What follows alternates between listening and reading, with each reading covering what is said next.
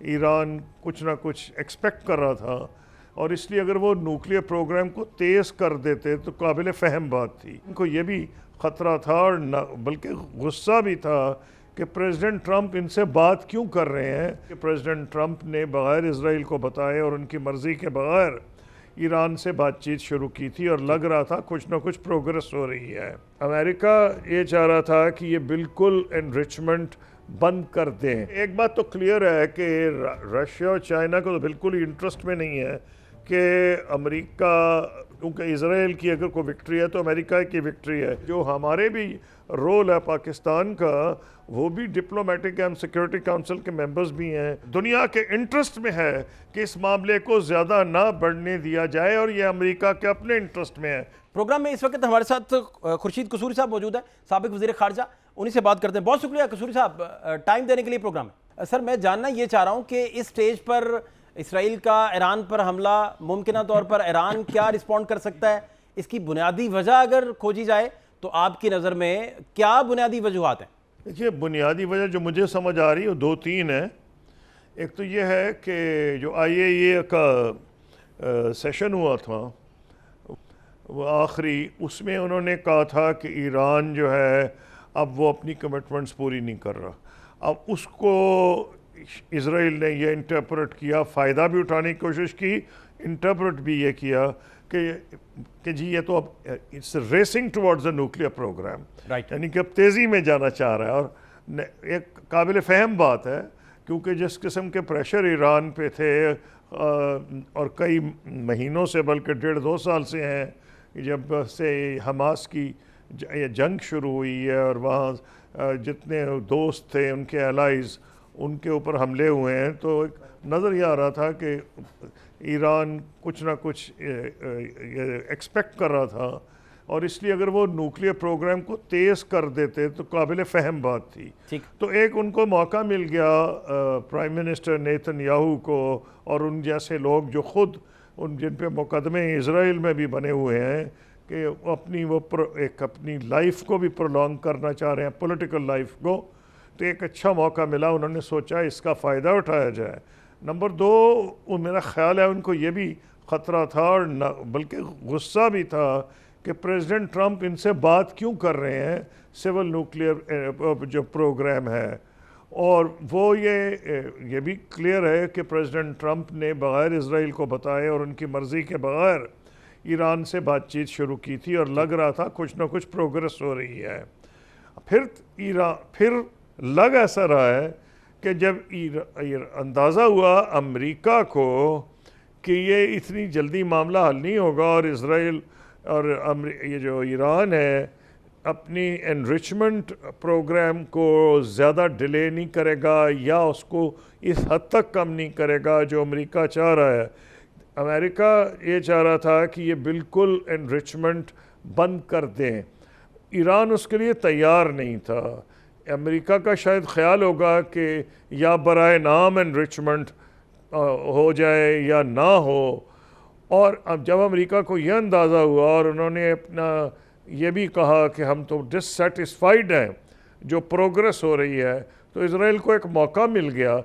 تو اب آپ یہ تو اللہ ہی جانتا ہے یا آنے والا وقت بتائے گا کہ یہ ملی بھگت تھی یا یہ تھی کہ جب حالانکہ پریزیڈنٹ ٹرمپ شروع میں اس کے خلاف تھے کہ اسرائیل حملہ کرے، لیکن جب ان کو اندازہ ہوا کہ جو یہ پروگرام ایران نہیں چھوڑے گا سول نیوکلیئر انرجی والا، کیونکہ وہ ان کا خیال تھا ہتھیار بنانا چاہتے ہیں، تو انہوں نے جب یہ کہا تو اسرائیل نے یا اس کا فائدہ اٹھایا یا انہوں نے مل کے فیصلہ کیا. اس میں تو میں کوئی پریڈکشن نہیں کر سکتا. آپ بیسیکلی فرما رہے ہیں کہ ٹرمپ جب ان مذاکرات میں کودے تو وہاں کوئی خاطر خواہ رزلٹ جب انہیں نہیں ملے تو اس کا نتیجہ تو پھر پتہ چل گیا نا، اسرائیل کو بھی پتہ چل گیا اور ٹرمپ کو بھی پتہ تھا کہ کیا نتیجہ ہے. اور دوسرا سب سے بڑا جو خطرہ وہ یہی ہے کہ انریچمنٹ کا کتنا جوہری پروگرام ان کا کہاں کھڑا ہے.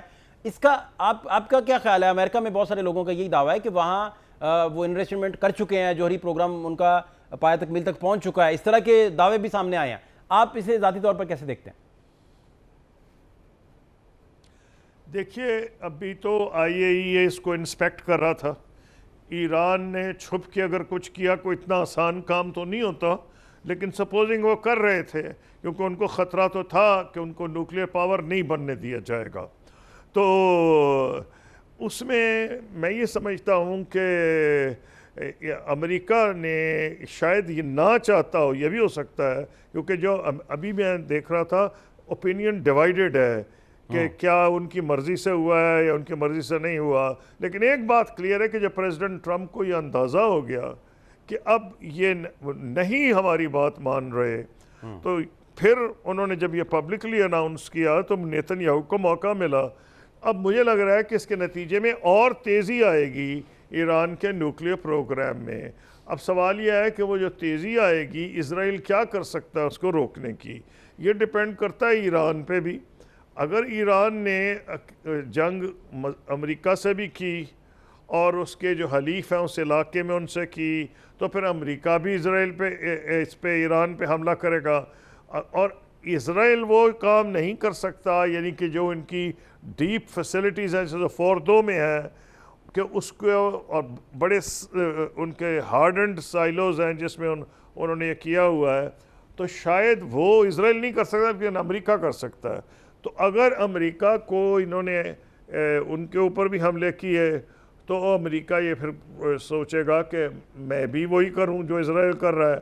اور جو اسرائیل نہیں کر سکتا کہ اس کے پاس وہ فیسلٹیز نہیں ہیں کہ وہ بنکر بسٹر بامز لگا کے ان کو ختم کر دے، جو ان کی انڈر گراؤنڈ فیسلٹیز ہیں کر سکے گا. یہ نہیں، یہ میں نہیں جواب دے سکتا.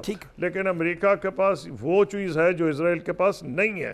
تو اس لیے یہ بھی بہت مشکل فیصلہ ہو گیا ان کے لیے، ایران کے لیے، کہ وہ اس جنگ کو محدود رکھیں اسرائیل تک.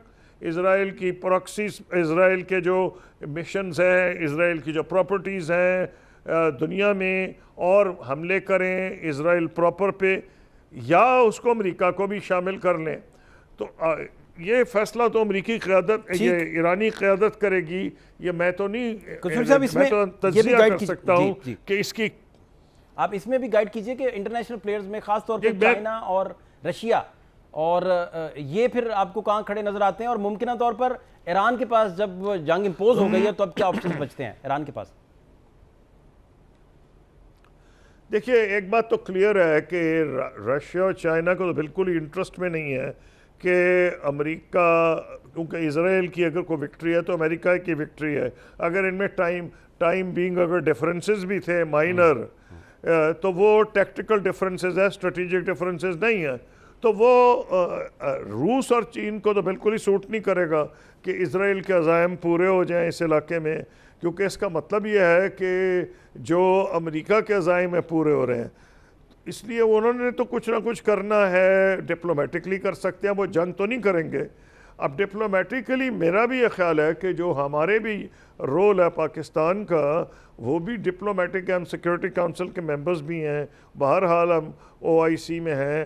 تو ہمیں، میرے ذہن میں تو یہ تھا کہ کیونکہ ہم اب جنگ تو نہیں کر سکتے، تو لیکن جو پریشر ہم ڈال سکتے ہیں وہ یہ ڈال سکتے ہیں کہ جو بڑے بڑے ملک ہیں اسلامی دنیا کے، جو انفلوئنشل ہے، جن کا ویسٹ پہ بھی انفلوئنس ہے، جیسے سعودی عربیہ، UAE اور قطر گلف کے اندر ہیں، اور دنیا کی جو بڑی طاقتیں ہیں مسلم ورلڈ میں، پاکستان، ترکی، انڈونیزیا، یہ مل کے ویسٹ پہ پریشرائز کریں ڈپلومیٹکلی کہ یہ تو سارا علاقہ ڈی سٹیبلائز ہوگا. اور ایک لمبی، ابھی ہم مشکل سے ابھی جان نہیں چھڑائی جو 9/11 کے بعد اور اس سے پہلے جب سوویت یونین نے افغانستان پہ حملہ کیا تھا، اس کے نتیجے میں جو فورسز انلیش ہوئی تھیں، ابھی بھی ہم پہ حملے ہو رہے ہیں from Afghanistan by the Islamic State of Khorasan, جو اپنا نام اس علاقے میں انہوں نے دیا ہوا ہے. تو یہ تو بڑی ایک نئی چیز شروع ہو جائے گی ساری اسلامی دنیا میں، اینڈ ایون ان یورپ. یہ ہمیں چاہیے کہ یورپ کے کو بھی اس کو انوالو کریں، کیونکہ میں نے دیکھا ہے ویسٹرن گورنمنٹس نے کئیوں نے کنڈیم کیا ہے، انکلوڈنگ آسٹریلیا، نیوزی لینڈ نے. تو یہ ڈپلومیٹکلی ہینڈل کیا جائے گا، کیونکہ اب جنگ جب کر دی ہے اسرائیل نے شروع، ایک طریقہ تو یہ ہے کہ دوسرے ملک اسرائیل سے جنگ کریں، جو کہ مجھے نظر ہی نہیں آ رہا کہ ممکن ہی نہیں ہے، ان کے پیچھے امریکہ بھی ہے. تو پھر ڈپلومیٹیکلی اس کو اپروچ کیا جا سکتا ہے، امریکہ کو پریشرائز کیا جا سکتا ہے، یورپ کو پریشرائز کیا جا سکتا ہے، لیکن یہ جو جنگ جو چھڑی ہے اب دیکھنا ہی ہوگا کہ کتنا نقصان ایران پہنچا سکتا ہے۔ اگر اس نے اچھا خاصا نقصان پہنچایا ان کو تو پھر ایک اور تصویر اس کی قصوری صاحب کیا سامنے پاسبلٹی آئے ہے؟ گی۔ اور ایران اگر کا اچھا خاصا ڈیمیج کرنا اور ڈینٹ ڈالنے کی آپ پاسبلٹی کتنی دیکھ رہے ہیں؟ اور آپ جو بتا بھی رہے ہیں اور سارے مبصرین یہی بات کر رہے ہیں کہ یہ ورلڈ وار 3 کی شروعات بھی ہو سکتی ہیں، اس طرح کی باتیں، جیسے اس کا دائرہ بڑھتا جائے گا، پھیلتا جائے گا، اگر یہ معاملات نہیں تھمتے تو اس کا چانس پھر کتنا ہے؟